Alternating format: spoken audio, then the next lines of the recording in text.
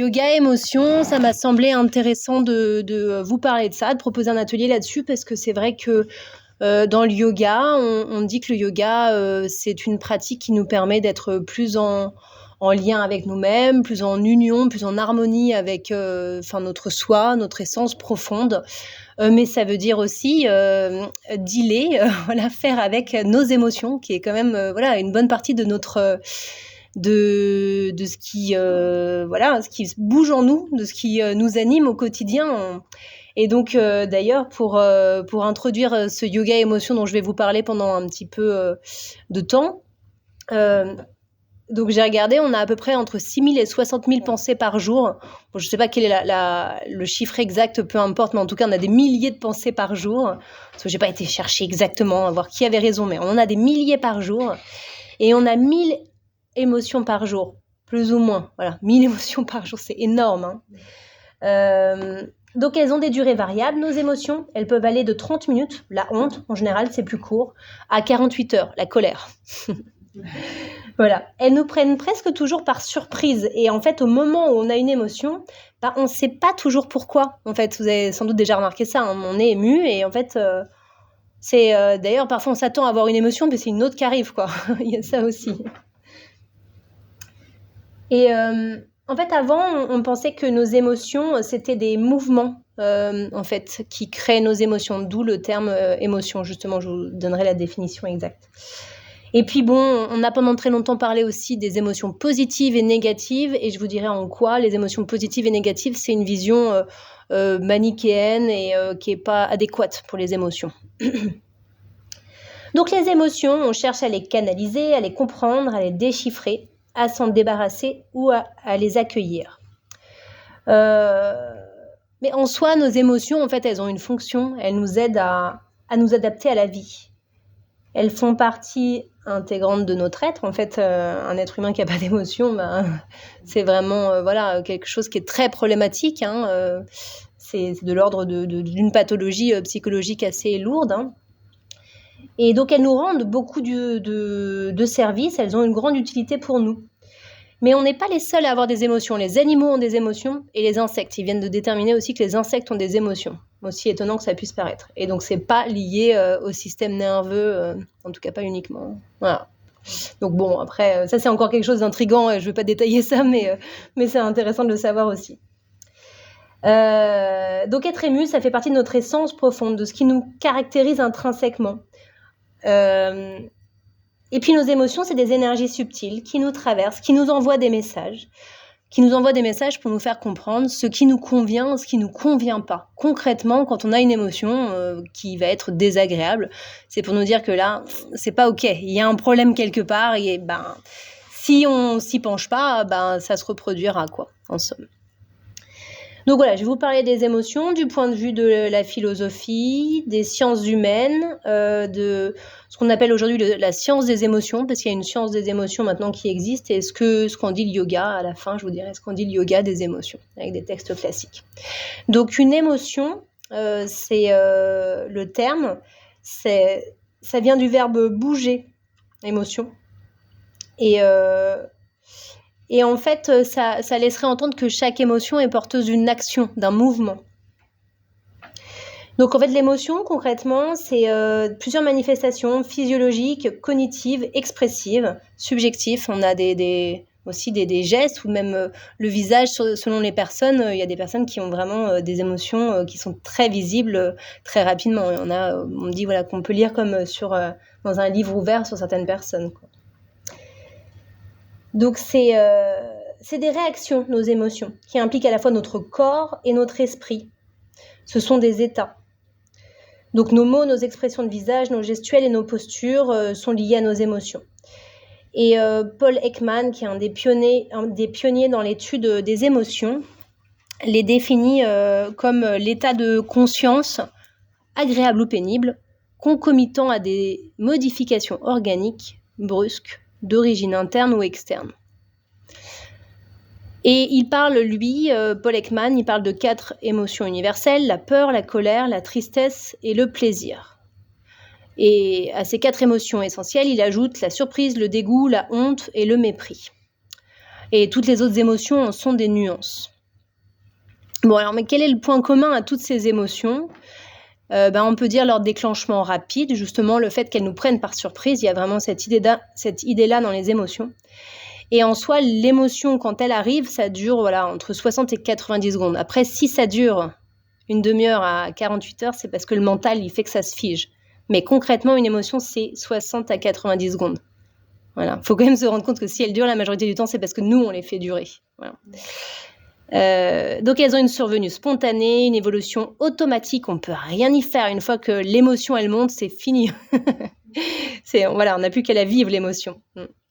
Et des réponses cohérentes. Alors, on va faire une petite pause, je vais juste vous... Pour la colère, les actions que ça implique, c'est poser des limites personnelles, défendre l'espace vital, dénoncer les injustices. Pour la tristesse, les fonctions, c'est lâcher prise, attirer la compassion. Pour la peur, fuir le danger, se mettre en sécurité. Et pour la joie, partager, communier, célébrer, se motiver.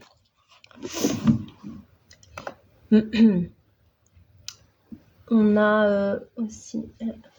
je suis là.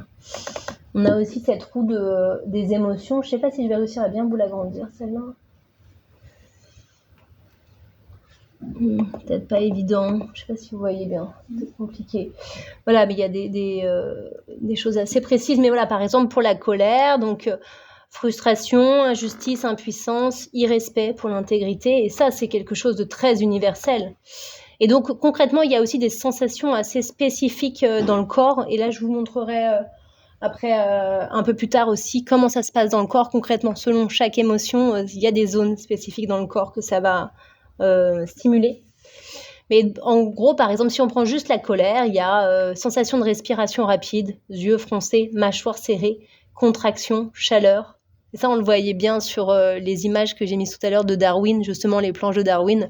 Nous, en fait, quelle que soit l'origine, là d'où on vient, la colère, qu'on soit dans un pays complètement éloigné de la France, quelqu'un qui se met en colère, il a les mêmes expressions que nous en France, alors qu'on ne s'est jamais croisés. Et il y a quelque chose de l'ordre de l'inné, quoi. Ça pose la question de l'inné de l'acquis, mais ça, c'est inné pour le coup. Toutes les colères à travers le monde sont les mêmes. Et les besoins, les besoins, ça signifierait lorsqu'on a de la colère qu'on a besoin d'être écouté, on a besoin de compréhension, de changement, de réparation, de décharger une énergie. Et donc là, il faudrait crier, respirer plus consciemment, parler, courir, écrire une lettre, malaxer quelque chose, faire une pause. C'est ce qu'il conseille là, en tout cas sur cette roue des émotions. Voilà. On mettra en pratique tout à l'heure pour justement voir ce que peut proposer le yoga par rapport aux émotions, pour réguler les émotions. Mais alors, pour continuer, on a aussi les termes de pulsion, d'affect et de sentiment. Parce que bon, en fait, il n'y a pas que les émotions, il y a aussi tous ces termes-là. Et les termes aussi d'humeur et de tempérament. Alors, c'est un petit peu conceptuel, mais je vais quand même vous lire ce qu'il en est dit sur le site internet de l'Institut français de la psychanalyse. Ça nous permettra quand même de voir qu'il y a des différences. Je ne vais pas rentrer dans le détail, parce que là, pour le coup, c'est assez poussé, mais une pulsion, c'est une force psychique qui fait tendre la personne vers un but. Il y a une direction, une poussée sans sujet et sans objet. C'est une force organique qui fait tendre le corps vers donc un but, et la source en est biologique. Une émotion, c'est un mouvement, un représentant psychique d'excitation s'exprimant en un sujet corporel. Là, il y a un sujet qui apparaît. Donc, le sujet, c'est soi, en fait, c'est je, moi, je, en gros, concrètement. Un sentiment. Alors, la différence avec le sentiment. Un sentiment, ça implique un sujet, moi, et un objet réel.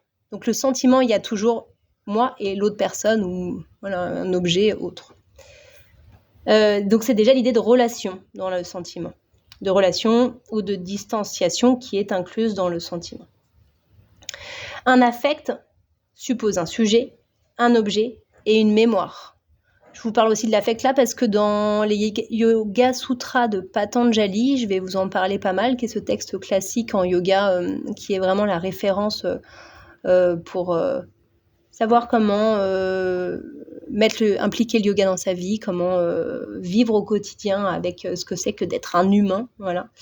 Eh bien, il parle d'affect, il parle pas d'émotion, il parle pas de sentiments, il parle d'affect. Donc de cette chose qui nous met en mouvement, mais qui est liée à un sujet, un objet et une mémoire. Voilà. Pour continuer, juste pour vous préciser, une humeur, c'est un ensemble de tendances dominantes qui forment le tempérament de quelqu'un. Et par le passé, on attribuait les humeurs au corps. Voilà, c'était vraiment encore très très lié au corps par le passé. Un tempérament, enfin, le tempérament, c'est une constitution physiologique de l'individu et des traits de caractère qui résultent d'une constitution. Donc on est d'un tempérament plutôt colérique, on est d'un tempérament plutôt triste. Voilà, par exemple. Oui, voilà, pour continuer sur émotion et cerveau, donc là je vous ai mis un petit schéma, je vous en mettrai un autre qui va être assez parlant aussi. Donc on avait pensé, comme je vous disais, que c'était vraiment les émotions en lien avec trois parties du cerveau, donc cerveau reptilien, limbique et néocortex. Reptilien, c'est donc au niveau du tronc cérébral, à la base du cerveau. Et ce cerveau reptilien, c'est celui qui assure la survie de notre organisme. Il est un répertoire limité de comportements réflexes et instinctifs qui permettent la satisfaction de nos besoins essentiels, primaires. Le système limbique, formé des zones centrales du cerveau, c'est là où jusque-là on disait que c'était le siège des émotions et des souvenirs. Il nous permet notamment l'établissement de liens affectifs, notre vie sociale est liée à lui et l'apprentissage de comportements complexes. Le néocortex ou cortex, c'est pareil, qui constitue la majeure partie du cerveau. Il est associé à la pensée et aux actions cognitives.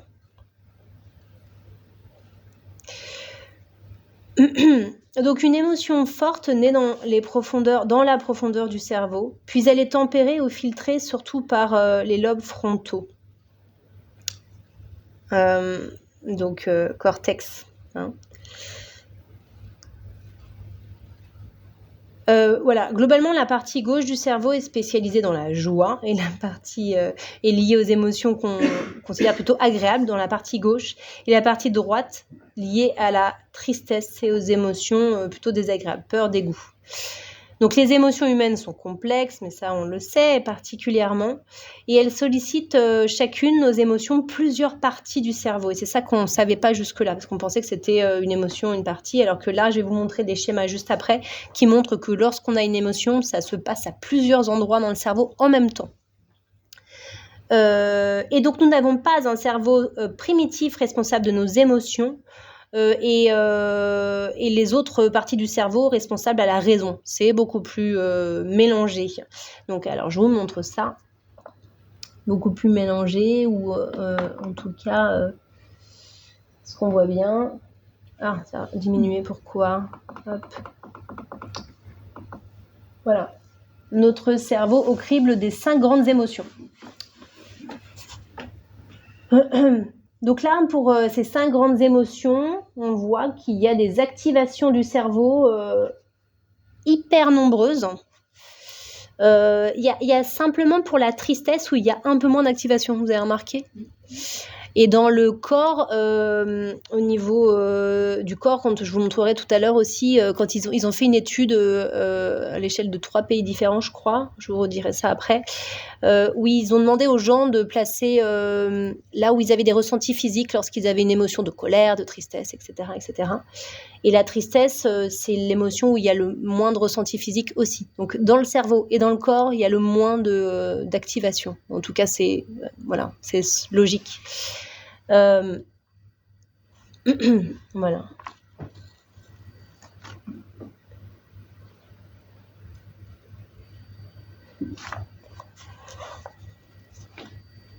Donc avec ces schémas-là et avec ce que je vous précise, on comprend maintenant que émotion et cognition et intellect, concrètement, et réflexion autre que cerveau reptilien, qui est de l'ordre voilà, on pensait que le cerveau reptilien, c'était juste ce qui était cette chose automatique chez nous, primitive, très instinctive, mais qu'en fait, nos émotions, elles sont pas juste instinctives. Elles sont aussi liées à notre cognition, à notre intellect, puisqu'on le voit concrètement sur les schémas. Ce qui veut dire concrètement aussi, et que c'est une bonne nouvelle, ça veut dire que l'on peut interagir sur elles et qu'on n'est pas, esclave de nos émotions si on veut bien les travailler et les réguler. Voilà, c'est une bonne nouvelle. C'est une forme d'intelligence. Pardon ? C'est une forme d'intelligence, du coup. Bravo, belle transition Catherine, ce qui veut dire que là, dans la science des émotions, ils ont même développé les termes de compétence émotionnelle, d'intelligence émotionnelle et de quotient émotionnel. Donc tu me fais ma transition, précisément, voilà. Et donc on peut améliorer notre lien à nos émotions, les appréhender différemment. Alors les émotions dans nos vies. Les émotions ont un impact sur plusieurs domaines de notre vie. Par exemple, notre bien-être, notre morale. Donc, selon Carl Rogers, psychologue humaniste américain, l'empathie envers soi et envers l'autre et l'authenticité, ce sont des attitudes qu'une personne doit développer pour atteindre l'autoréalisation et un relationnel épanouissant. Et lui, il développe vraiment cette théorie qui fait le lien entre émotion et compétence sociale. Donc il y a aussi quelque chose de l'ordre de notre intelligence émotionnelle en lien avec l'autre. Je vais en parler aussi un peu plus encore après, quoi. Mais tout ça, c'est en lien avec notre bien-être aussi. Parce qu'on va pouvoir lire sur les expressions du visage de l'autre et notre intelligence émotionnelle, notre capacité à essayer progressivement de déchiffrer ce que l'autre ressent, c'est ça qui nous fait interagir de manière de plus en plus harmonieuse avec les autres. Et ça, c'est pas rien parce que notre bien-être, il est quand même lié à ça, quoi. Si on n'a aucune compréhension de ce que exprime l'autre en face par ses gestes, par ses expressions du visage, par ce que l'on devine d'une émotion chez l'autre, c'est très compliqué la vie quand même. C'est pas évident. Voilà, sur notre santé physique, bon, alors ça, c'est, on le sait, mais concrètement, notre stress consécutif, par exemple, à de la colère, de la tristesse ou de la peur, ça a des effets délétères sur notre santé physique et mentale aussi. Mais bon, déjà, si on parle que du physique, il y a d'abord une étape d'alarme. L'organisme se prépare au combat ou à la fuite. Et là, ça libère des hormones, de l'adrénaline. Ça augmente la fréquence cardiaque, la tension artérielle, les niveaux de vigilance, la température corporelle. Et toutes ces modifications ont pour but de préparer l'organisme à réagir en amenant par exemple de l'oxygène aux organes qui vont être sollicités. En somme, ça c'est tout à fait inné, c'est-à-dire que lorsqu'on était des hommes préhistoriques, lorsqu'on avait une bête féroce qui s'apprêtait à nous manger, à venir vers nous pour nous manger, il fallait qu'on se mette à courir. Donc, il fallait bien qu'on active un petit peu notre métabolisme. Et c'était utile, ça avait son intérêt. Maintenant, on active le métabolisme, pour d'autres raisons qui sont moins vitales. Voilà. C'est comme ça. Donc, si ça persiste, cette situation, l'organisme, il entre en phase de résistance. Donc, c'est d'autres hormones maintenant qui sont sécrétées par la glande cortico-surrénale. Et ça augmente le taux de sucre dans le sang pour apporter de l'énergie, donc nécessaire aux muscles, au cœur, au cerveau. Et ça maintient un niveau constant de glucose. Donc, on fait des stocks d'énergie pour préparer la dépense d'énergie, quoi, en gros. Et donc, quand ça s'intensifie... Donc, il y a encore une autorégulation des glucocorticoïdes qui devient... là, pour le coup, ça devient inefficient. Il y a trop de ces glucoses qui sont sécrétées. Et on est submergé d'hormones activatrices. Et donc, ça devient, à ce moment-là, délétère pour l'organisme, quand ça persiste, en fait.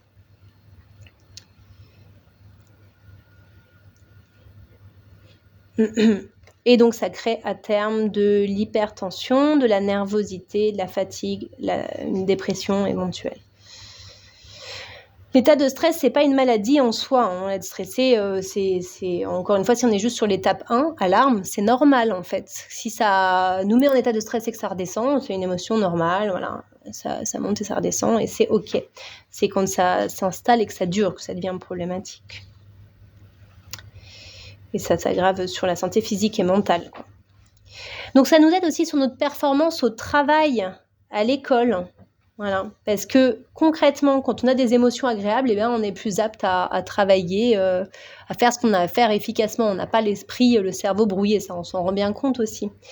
Mais quand on a des émotions désagréables qui nous traversent, eh ben, nos capacités cognitives sont diminuées. Donc à la fois le lien avec la cognition, avec notre intellect, on s'en rend compte aussi à ce moment-là. Antonio Damasio, d'ailleurs parenthèse, j'ai fait une bibliographie assez longue. Si vous avez envie d'approfondir tous ces sujets-là, vous pourrez, je vous l'enverrai la bibliographie, vous aurez beaucoup de lectures, voilà, ne vous inquiétez pas. Et Antonio Damasio, c'est donc un scientifique qui a l'air passionnant. Je vous conseille d'écouter des podcasts de lui ou de lire un de ses livres. Moi, j'ai pas lu ses livres, mais en tout cas, ses podcasts sont passionnants. C'est un neurologue des émotions. Il est professeur de neurosciences, de neurologie, de psychologie à l'université de Southern Californie et il a eu des nombreux prix. Il décrit avec brio le circuit cérébral des émotions dans la construction de l'individu. Et lui, il nous précise que ni bonnes ni mauvaises, les émotions sont agréables ou désagréables et sont le reflet de nos souhaits et de nos besoins profonds. Donc là, on est plutôt sur la notion d'agréable et de désagréable, plutôt que de dire bonne ou mauvaise. Alors, émotions dans notre corps. Alors, je vais vous montrer ça.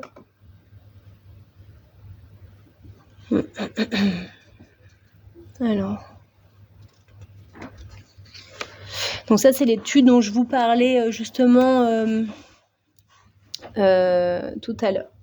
On voit pas bien, je vais agrandir.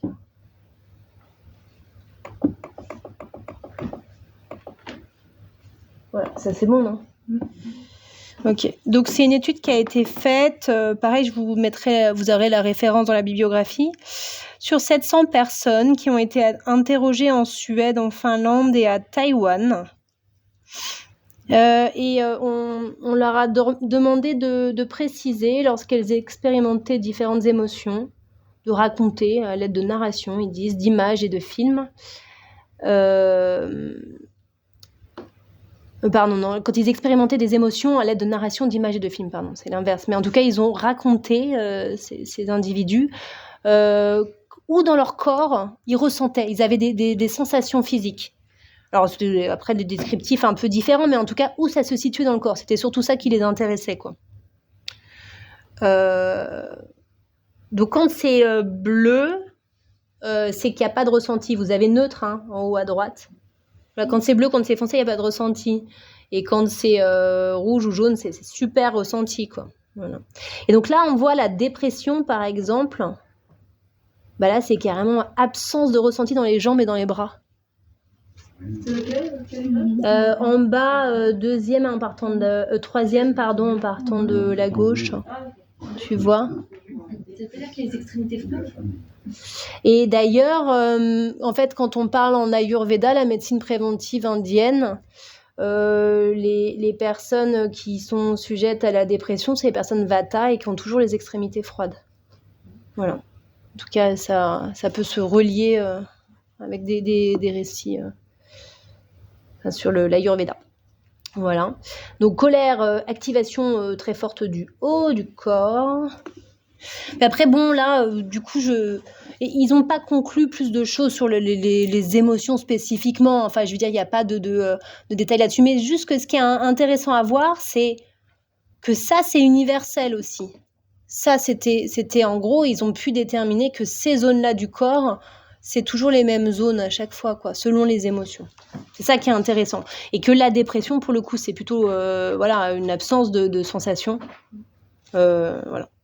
Et par contre, quand même, voir aussi la joie. La joie, je sais pas, vous voyez la joie ?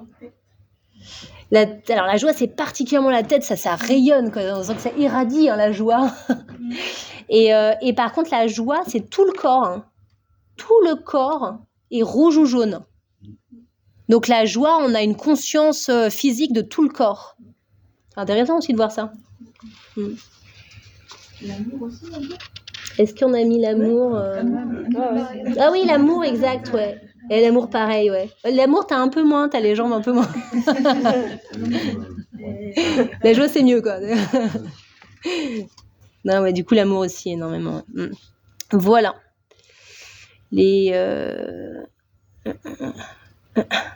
Donc, quel que soit ce qu'ils disaient, que ce soit j'ai des sensations agréables ou désagréables, c'est juste ils ont localisé, en gros.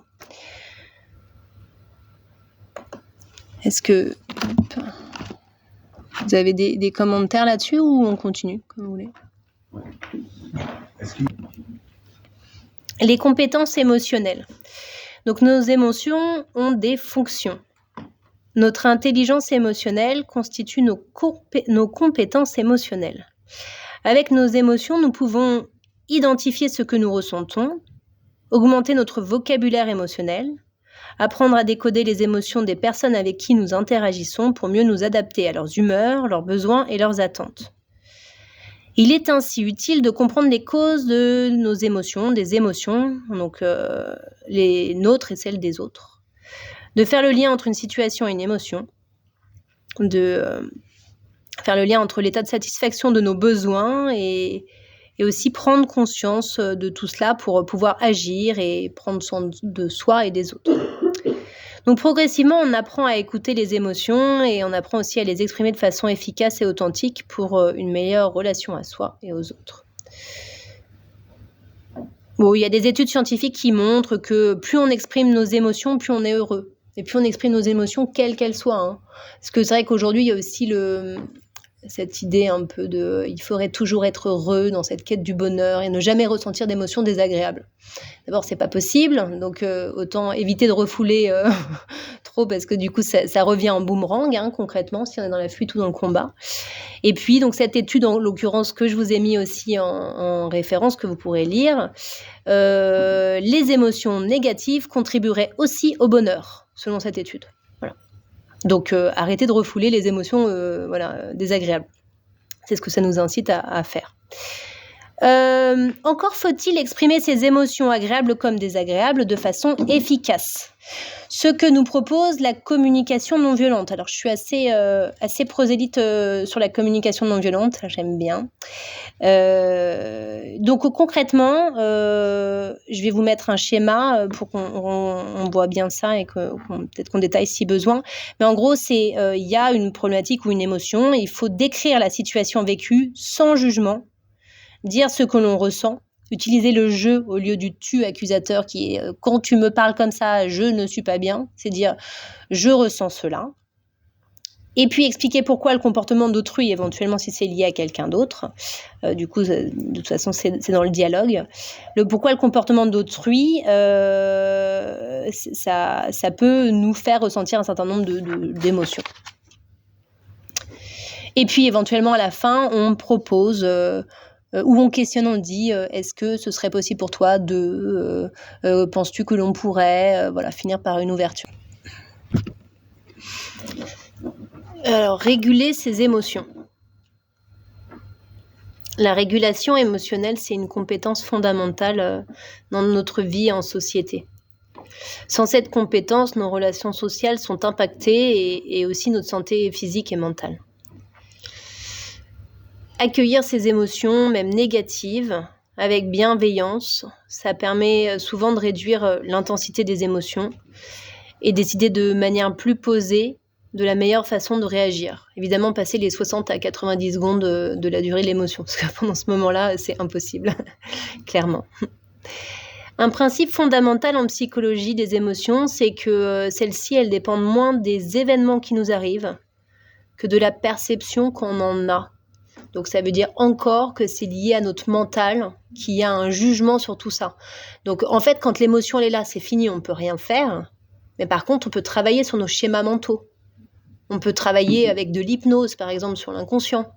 Là, si on sent qu'on a des limitations ou des phobies ou des choses très particulières qui sont handicapantes. Donc quand même, ça se travaille sur le moyen long terme. Dans l'immédiat, pas forcément, enfin pas du tout même. Et donc changer ses perceptions sur une situation, d'une situation, permet de changer les émotions elles-mêmes. Par exemple, des études scientifiques ont montré que le fait de noter sur un carnet une fois par jour entre 3 à 5 choses pour lesquelles on éprouve des gratitudes, ça permet d'augmenter le sentiment de bonheur. Alors ça, c'est bien. Faut pas en faire une obsession non plus. Parce que du coup, dans la quête du bonheur, où il faut être toujours heureux, toujours épanoui, pas avoir de sensations désagréables, ça va être compliqué. Mais si on le fait en ayant conscience de ce que ça peut avoir comme utilité et qu'on n'en a pas une conception magique, c'est-à-dire que ça va pas régler notre vie, ça va pas tout régler, mais que ça peut avoir une incidence sur nos schémas mentaux et modifier notre inconscient, c'est vraiment utile. Voilà. Comme ce que tu avais partagé là, il n'y a pas longtemps, il me semble que tu avais partagé ça tous les matins, se dire de bonnes intentions. Ok, c'est pas moi, mais c'est bien. Ouais, non. Oui, sur les personnes Vata, machin, oui. Sur ton site Rhizome, tu conseillais. Ah, sur le Sankalpa ? Ah, peut-être.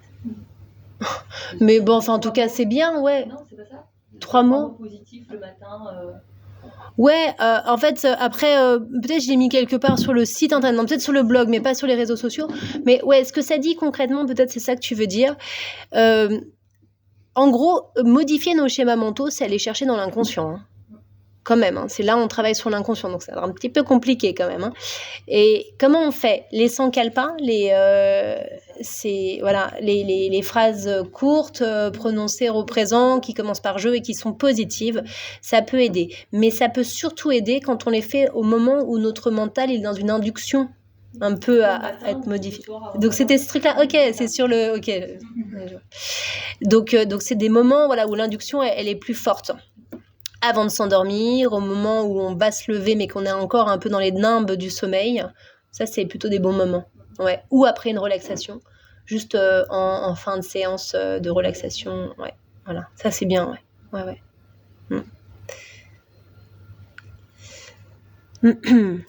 Et savoir utiliser ses émotions. En somme, nos émotions, elles peuvent nous servir de guide pour nos choix de vie. Et l'absence d'émotions comme le trop-plein d'émotions, ça nous laisse démunis et c'est assez difficile à gérer. Donc bien identifier nos émotions, ça nous amène à agir en conséquence. Par exemple, la joie, ça va favoriser notre créativité. La tristesse, ça va favoriser un travail lent et minutieux. Pourquoi pas, ça sert aussi. Et nos émotions, c'est des sortes de GPS de notre vie. Elles nous indiquent si nos pensées sont justes ou non. Concrètement, c'est vrai que parfois on a un peu des doutes. C'est vrai que quand on avance sur notre chemin de vie, on peut se demander mais est-ce que je fais le bon choix ? Est-ce que je vais dans la bonne direction ? Les émotions, elles ne trompent pas. C'est assez direct. Il y a toujours un moment ou un autre où ça nous dit c'était pas ok, en fait, ce chemin-là, je pensais que ça me convenait, mais ça ne me convient pas. Et bien là, tout de suite, on le sait. Voilà.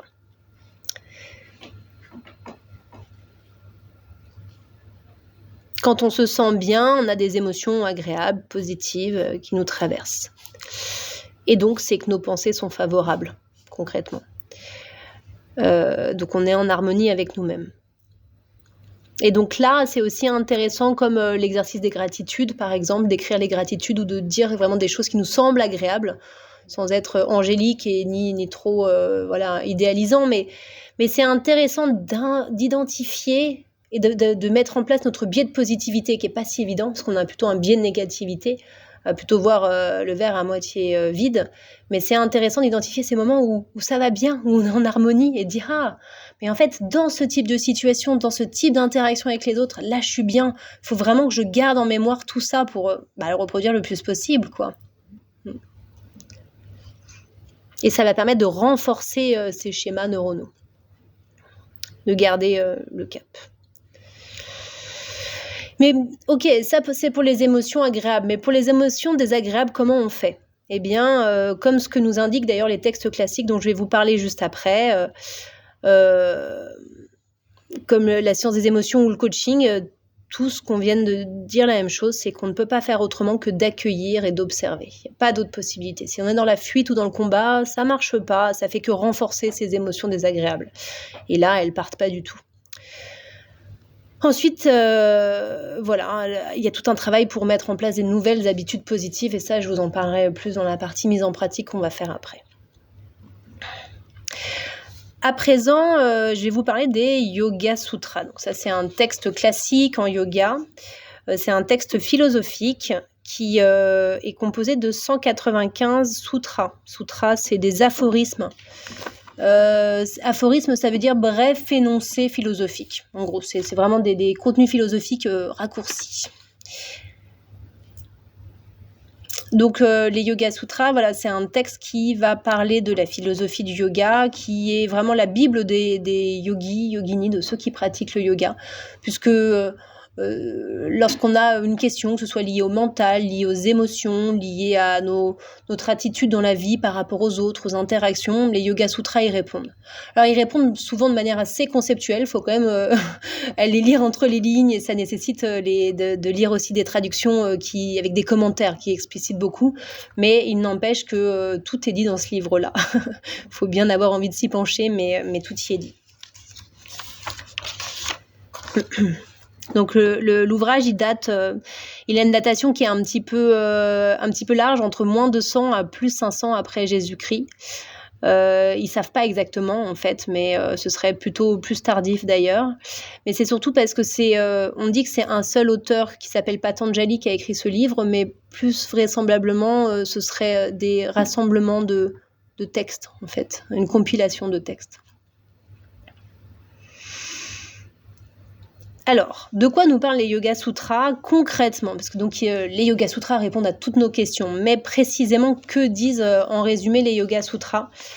C'est que face à toutes nos confusions, que toutes nos confusions, elles sont liées au mental, et que face à toutes nos souffrances humaines, il faut se tourner vers le mental, puisque c'est le mental qui est responsable de toutes nos souffrances. En somme. Et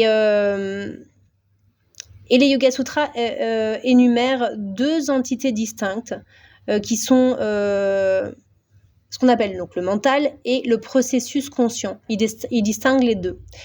Ce qui est assez rare, parce qu'en fait, par exemple, Descartes, le philosophe Descartes, il parlait de cette notion philosophique qui était « je pense, donc je suis ». Et lui, il reliait les deux. Alors là, du coup, on est dans un concept différent, donc c'est assez, sans doute abstrait, mais en tout cas, dans les Yoga Sutras, on a d'un côté le mental et le processus conscient qui doit faire la lumière sur le mental. Et avec ces deux distinctions de notre cerveau, concrètement, on va aller travailler sur nous-mêmes, en fait, mais de deux manières différentes. Je vais vous dire comment après. Donc, selon les Yoga Sutras, la pensée vient à nous et elle est distincte du jeu. Donc, elle est distincte donc du jeu, de l'individu égotique, de l'ego. Et la cessation des activités du mental, ça permettrait l'arrêt des souffrances. Donc, c'est ce que cherche à nous faire atteindre les Yoga Sutras et le yoga, l'arrêt des fluctuations du mental. Une des définitions du yoga, c'est arrêt des fluctuations du mental. Il y a d'autres définitions. Union, mettre en joue, atteler, comme pour des chevaux qu'on attelle, voilà, qu'on essaye de discipliner, de domestiquer. Et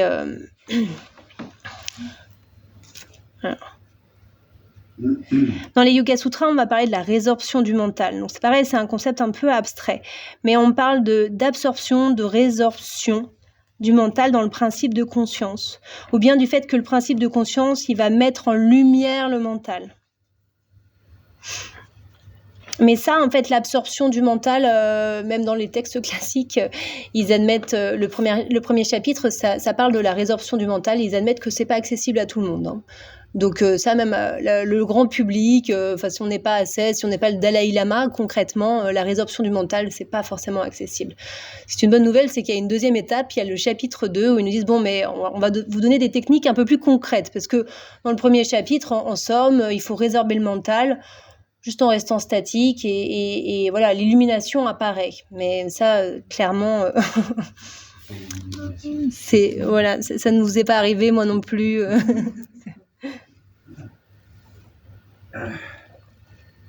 Dans le deuxième chapitre des Yoga Sutras, on découvre d'autres techniques plus concrètes qu'on appelle les kriyas. Alors, dans les kriyas, c'est quand même assez succinct, les kriyas, malgré tout. Après, plus tard, au XVe siècle, ils décrivent des kriyas beaucoup plus détaillés, mais là, dans ce texte-là, en somme, c'est une forme d'ascétisme, la discipline, la récitation du mantra Om, notamment pour purifier le mental, et l'abandon au Seigneur ou à une entité supérieure. J'admets que c'est encore assez réduit, on n'est pas sûr de bien comprendre comment on est censé faire, je comprends. Mais donc voilà, l'abandon au Seigneur, par exemple, ça veut dire faire de toutes ces actions une offrande. Agir sans attendre les résultats, les fruits de nos actions. Ça, c'est aussi quelque chose qu'on peut voir développer dans la Bhagavad Gita, qui est un autre texte classique du yoga. C'est-à-dire que concrètement, ce que ça veut dire, ça, c'est agir dans notre vie avec un but bien déterminé, un peu comme cette idée de tempérament. Voilà, on a un tempérament qui va nous mener à faire un certain nombre de choses, mais on a conscience du fait qu'on est un peu mené par le bout du nez par notre mental ou par notre tempérament ou par le fait qu'on a des impulsions ou des pulsions A. Ok, on a conscience qu'on n'est pas tout à fait maître à bord, mais on va quand même essayer d'atteler les chevaux. Et on va faire ce qu'on a à faire, parce que du coup, on a des missions de vie. C'est aussi l'équivalent de dire qu'on a des missions de vie, une mission de vie. Je sais pas, être prof de yoga, peut-être que c'est ma mission de vie, je sais pas, mais peut-être. Ou vous avez d'autres missions de vie qui sont les vôtres. On va le faire, mais sans attendre les fruits de nos actions. C'est-à-dire, pas y mettre d'enjeu, pas y mettre trop d'ego, pas y mettre trop d'attente, parce que c'est là où il y a encore de la souffrance. Voilà, c'est toujours pour ça, pour avoir le moins de souffrance possible. C'est donner sans rien attendre en retour. Ouais, c'est ça. Mais là, avec cette chose très particulière qui est de l'ordre de...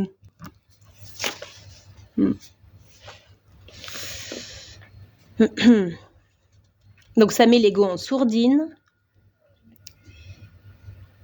Et donc là, dans ce deuxième chapitre, l'idée, c'est pas de mettre le mental... Alors, on met l'ego en sourdine, mais par contre, on met pas du tout le mental en résorption. Donc là, le premier chapitre, je vous ai dit, on essaie de mettre en off le mental. Et là, dans cette deuxième proposition, dans le deuxième chapitre, ils disent non, le mental, on l'utilise. Justement, là, il est très utile, on va s'en servir comme d'un outil pour aller être en conscience de nos actions, être présent à nos émotions. Et là, carrément, il est très présent, le mental, mais il est dirigé. C'est autre chose.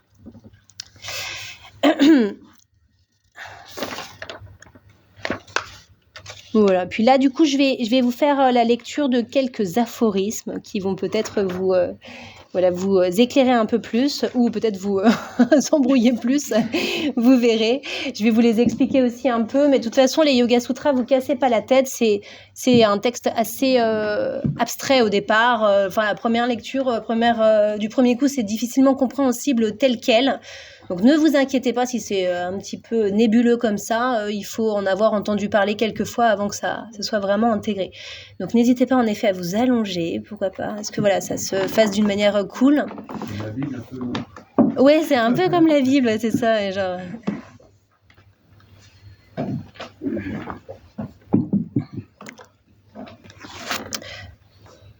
Dans le deuxième chapitre, l'aphorisme 2.3 et 2.4, les deux aphorismes 2.3 et 2.4 disent « Il existe 5 affects, la non-connaissance, le « je suis », la passion, l'aversion et l'attachement à la vie. La non-connaissance est le terrain des autres affects, qu'ils soient latents, affaiblis, interrompus ou pleinement actifs. Dans la traduction de Marc Balanfa, il explique un peu plus ce que ça veut dire. Donc là, affect, il le définit comme un égarement, une erreur sur la voie du yoga. Et le commentateur du texte, il compare ces affects à des courants qui circulent dans le mental. Le mental qui est lui-même assimilé à une rivière. Et donc, il s'agit d'alimenter le mental en lui faisant suivre telle ou telle pente, direction vers l'intuition libératrice. Les activités mentales sont influencées secrètement par ces affects qui les nourrissent sans cesse et les rendent uniques et proprement individuels. On aimerait penser que notre pensée est libre d'affect, se développe selon une logique de pur concept. Mais ça n'est pas le cas. Il convient donc à l'ascète ou au pratiquant yogi, yogini, d'infléchir ses affects pour orienter le courant de ses pensées. À noter que la non-connaissance, les fausses représentations, en somme, sont le facteur majeur qui amplifie tous les autres affects. Donc ce que ça veut dire, c'est qu'il faut cultiver son savoir, sa culture propre, pour affaiblir tous nos affects, toutes nos émotions, nos errements, et donc ces émotions désagréables. Ensuite, l'aphorisme 2.5 dit « La non-connaissance consiste à voir le permanent dans le non-permanent, le pur dans l'impur, le bonheur dans le malheur, et se voir soi dans ce qui n'est pas soi. » Bon, là, ça parle de discernement. Également du fait de bien distinguer une nouvelle fois le mental du principe de conscience. Savoir de quoi on parle. Le jeu, l'ego de la conscience. Et donc de déguiser notre intuition du sens du discernement. Dans les aphorismes suivants, on parle du plaisir qui entraîne la passion, la douleur qui entraîne l'aversion, l'attachement à la vie qui coule dans la sève de chacun, même du sage, et s'en nourrit.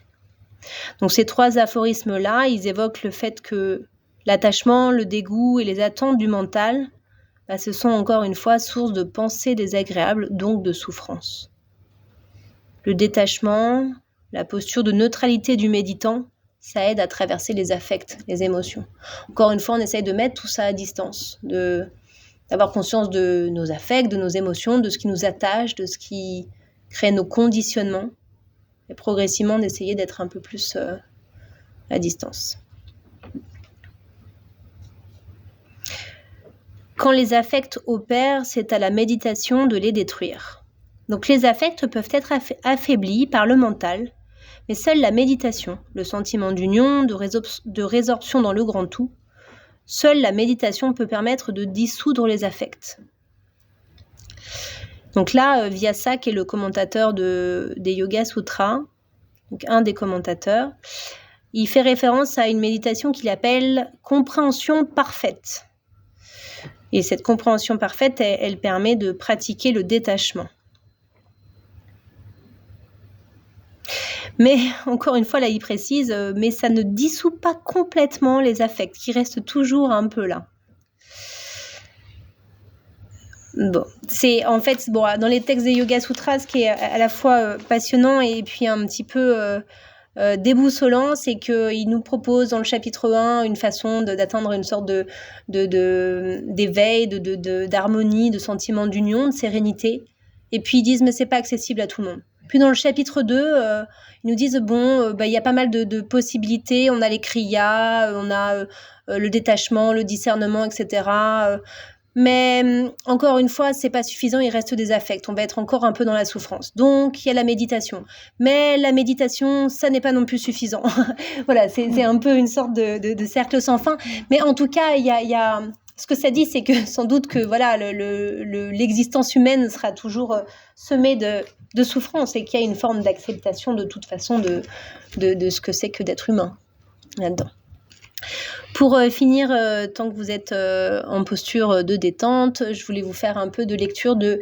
Alors, Swami Prajnampad, c'est un philosophe dont l'existence... Alors, j'ai ces dates, je vais vous dire...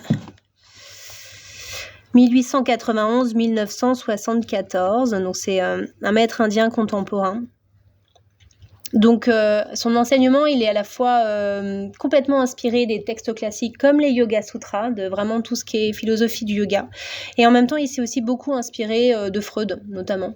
Et de la technique que lui, il appelait lying, c'est le fait de faire allonger ses disciples et de les faire parler. Donc ça, c'est très freudien. Et puis, on l'a appelé aussi le maître du oui. Parce qu'en fait, il dit que pour ne pas être dans la souffrance, il faut dire oui. À la vie, oui, à toute chose. À partir du moment où on dit non, nécessairement, il y a de la souffrance. Alors évidemment, il y a des choses qui ne nous sont pas agréables, mais si on n'a pas le choix, lui dit qu'il faut dire oui.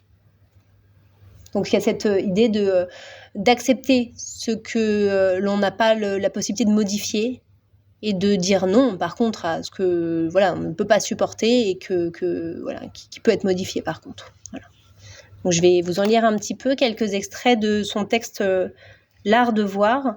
Enfin, d'ailleurs, c'est pas vraiment son texte pour être précise. En fait, il avait des échanges avec ses disciples, soit des échanges épistolaires, soit des échanges en direct, qui étaient enregistrés en audio. Mais il n'a jamais écrit de livre, il n'a jamais retransmis sous cette forme-là, quoi. Donc, c'est pas vraiment son livre, c'est des retranscriptions. Ça s'appelle d'ailleurs Lettres à ses disciples. Là, il cite l'un de ses disciples, Roland, qui dans sa lettre dit « La difficulté ne vient-elle pas de ce que je suis pris au piège des émotions de la vie et toujours en train d'essayer de trouver une explication et de justifier mes actions et mes désirs ?» Donc là, il précise « Analysez votre déclaration. Vous êtes pris au piège de vos émotions, mais vous cherchez à vous justifier. Cela montre que vous croyez que les émotions sont mauvaises, d'où le besoin de vous justifier. Non. Quand vos émotions sont là, elles sont vraies à ce moment-là. Alors ne les refusez pas. Voyez-les, acceptez-les et cherchez à savoir si elles sont vraies ou si elles ne font que vous apparaître comme vraies. Parce qu'en vérité, les émotions sont des illusions. Elles n'apparaissent que lorsque vous ne voyez pas les choses comme elles sont, mais que vous les imaginez à la lumière de vos désirs et préjugés particuliers. Quand les émotions sont là, voyez-les, acceptez-les, expérimentez-les et réalisez leur nature illusoire. Alors vous serez libre des hauts et des bas et vous atteindrez la sérénité. Pensée et émotion. Une seule et même chose exprimée différemment en termes d'intellect et d'affectivité. Il y a un seul événement ou phénomène qui est l'expérience. Celle-ci relie le dedans et le dehors, l'intérieur et l'extérieur. Pour l'enfant, l'émotion vient en premier, parce que l'enfant est en contact avec un monde extérieur qui lui est inconnu. Simultanément, l'enfant essaye d'établir un rapport entre les deux et se fait une idée de la chose qu'il expérimente. C'est ainsi que la pensée apparaît. Tandis que pour l'adulte, le processus est inversé, simplement parce que les idées sont déjà formées en lui, et que c'est à travers celles-ci qu'il expérimente les choses. Donc, pensée et émotion sont des expressions équivalentes. Elles expriment l'une l'aspect intellectuel, l'autre l'aspect affectif. Et d'ailleurs, sur l'attitude de l'enfant par rapport à l'adulte en méditation, je vous indique souvent d'avoir une perspective comme lorsque vous étiez enfant, d'aborder les choses comme lorsque vous regardiez toutes choses comme au premier jour. Et on insiste beaucoup en yoga, en méditation, sur cette posture-là de l'enfant. La rationalisation montre que les gens commencent par prendre position sur un problème politique ou religieux ou autre en fonction de leurs émotions et partent ensuite à la recherche de justifications. Une discussion entre deux personnes se résume souvent à un conflit entre deux systèmes de rationalisation adoptés dans un but émotionnel ou personnel. Le fait que chacun insiste sur son ouverture d'esprit ou sur sa largeur de vue ou sur quelques principes élevés est l'indice même d'un besoin de justifier un ensemble particulier de convictions très émotionnelles. Ayant ceci à l'esprit, on peut éviter beaucoup de discussions inutiles, particulièrement sur des sujets politiques ou religieux, puisque les prises de position émotionnelles ne sont pas susceptibles d'être modifiées par des arguments logiques.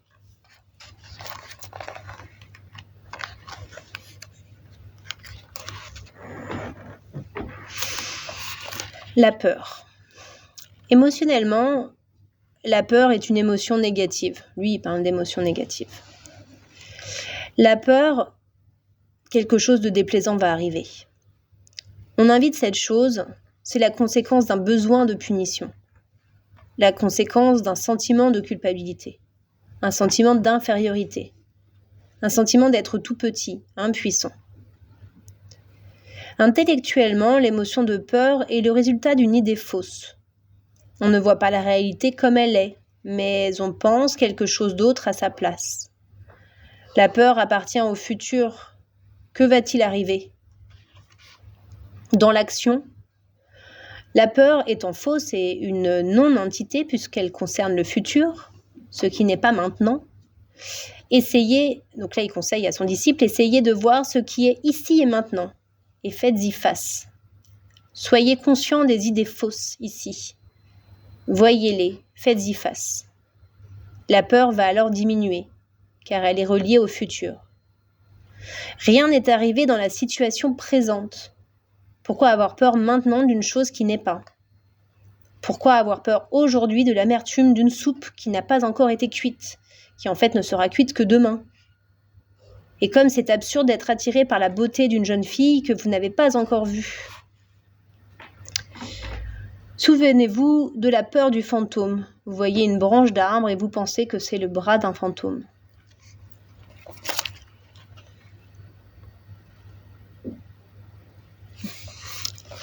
Et on finira là-dessus.